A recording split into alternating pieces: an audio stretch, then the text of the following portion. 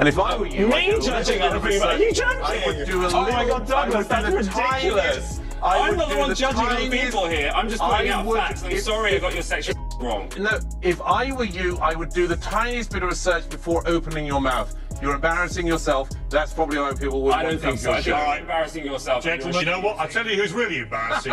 I'm not a member of the Sod. We are right, and you have to agree with us.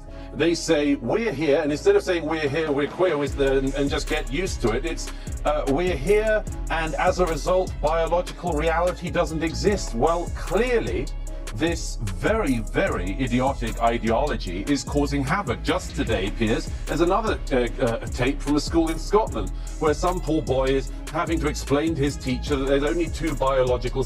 British novelist and outspoken critic of woke culture Douglas Murray recently found himself in an electrifying live TV clash with a group of activists. With razor-sharp focus, Murray unleashed a steady stream of pointed critiques, cutting straight through the performative outrage.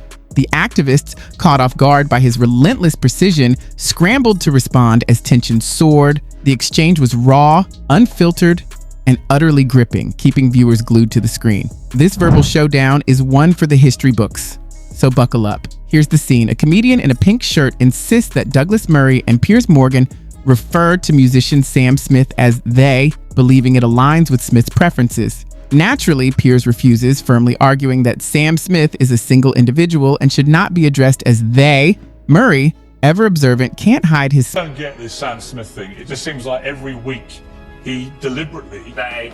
I'm sorry. They. Even though there's only one of them. Why is Sam Smith they? No, please do address Douglas first, but I just need to correct you. Just to clarify, that's how they identify themselves. Why is one person they?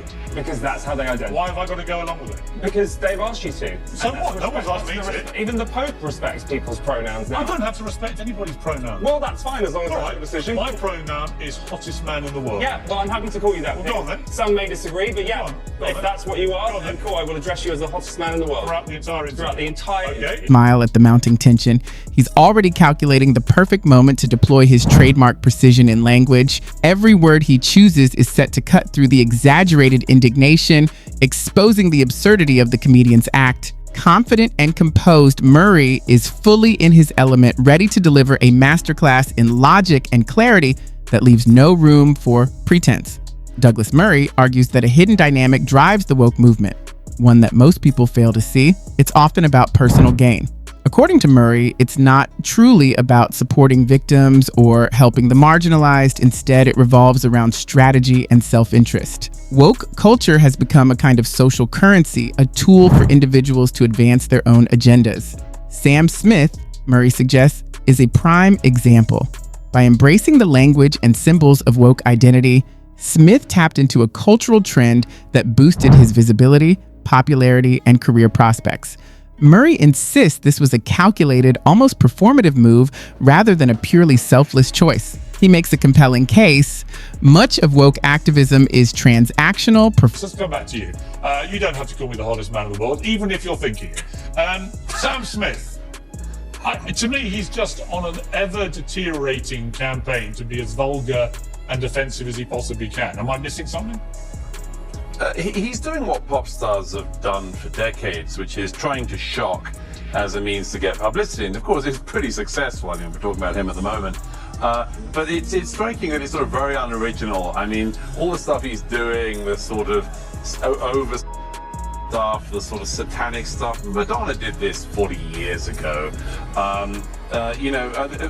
Pop stars have done this and more for decades now. I think the only thing that Sam Smith has got sort of going for him on this, and the thing that actually is making people notice him on this, is that first of all, he keeps sort of throwing these bollards in the way of everyone by changing his alleged gender. Formative and centered on the individual rather than the collective. Once you recognize this, self-interest often emerges as the driving force beneath the polished facade of moral righteousness. Murray doesn't hold back. He calls out woke activists as he sees them, not as heroic defenders of justice, but as self-focused individuals using societal issues to justify their actions.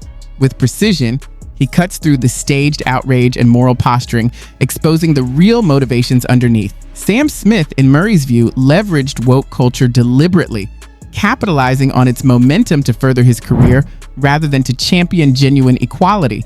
Murray's insight pulls back the curtain, revealing the reality many fail to acknowledge. For some, woke culture isn't a movement, it's a means to achieve personal goals. All right, could you please stop talking? Murray's words cut through the tension, revealing the true colors of the woke crowd. At first, they present themselves as champions of justice and morality, advocating tolerance and a live and let live philosophy. But the moment someone questions them or refuses, He came out many years ago as gay, and then he said he was actually gender queer, and then he said he was non-binary, and he said he didn't know what it meant, but he said that they were going to, he said that he thought that he was gender queer.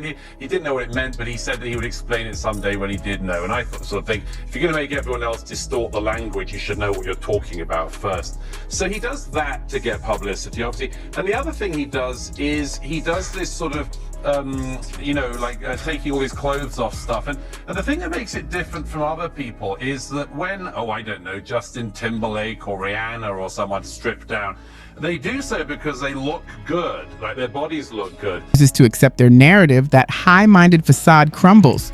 Anger and insults replace civility, exposing the strategy at play. The man in pink, exuding moral superiority, hurled derogatory remarks at Murray and Piers Morgan. Yet when Murray calmly asked him to repeat his claim, the bravado vanished, leaving only awkward silence. This pattern is familiar.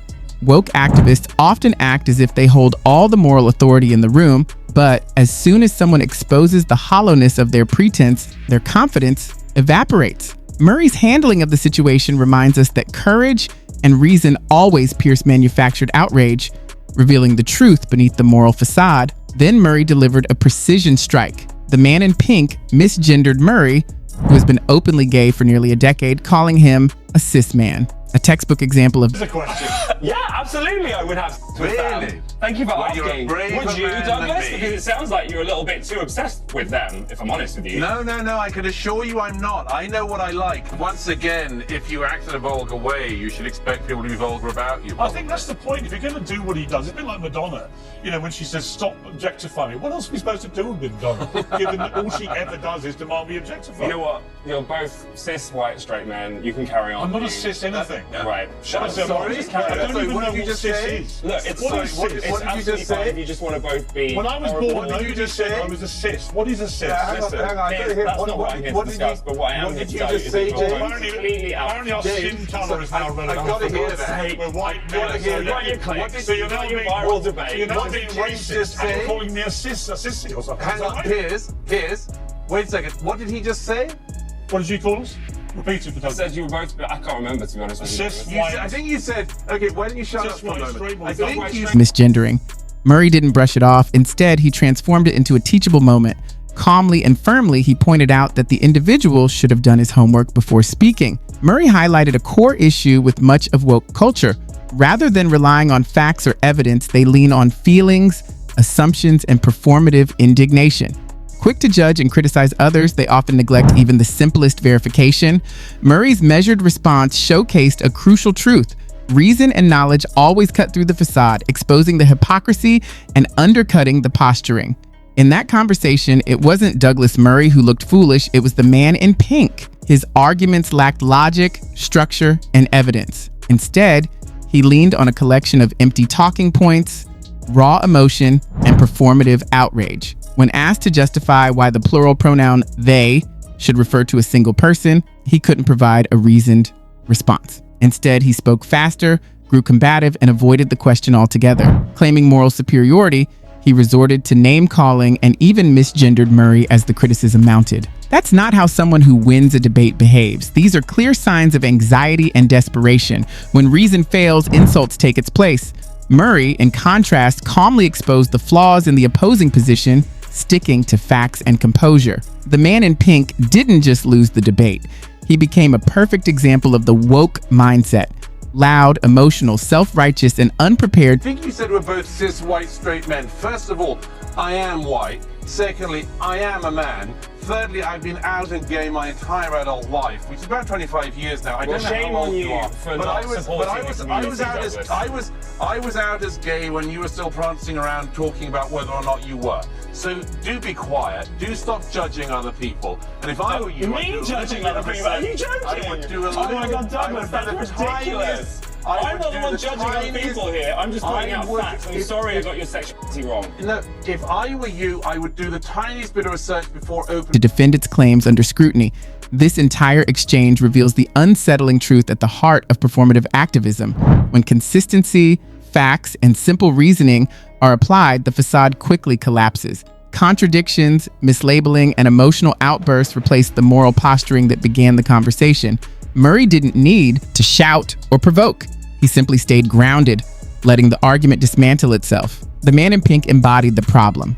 Shaky confidence, anger without reason, and certainty without understanding. He failed to defend his claims and instead became frustrated.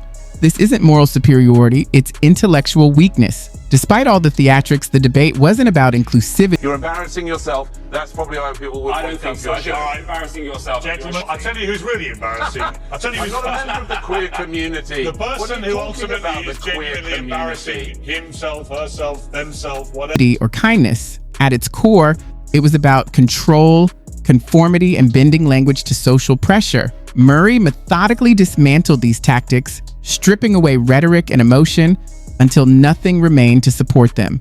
The key takeaway is simple but vital. Ideology cannot withstand scrutiny when it replaces reason. Loudness, labels, and performative outrage aren't needed for the truth. Clarity alone is enough. Many are beginning to recognize this reality, even though it can be uncomfortable to face. Some educators have become so absorbed in ideology that they struggle to distinguish belief from fact. They often go out of their way to appease the woke movement, adopting every new term and concept without question. The real concern lies in what comes next. Students are being taught ideology as if it were fact, rather than receiving an education grounded in evidence, critical thinking, and inquiry.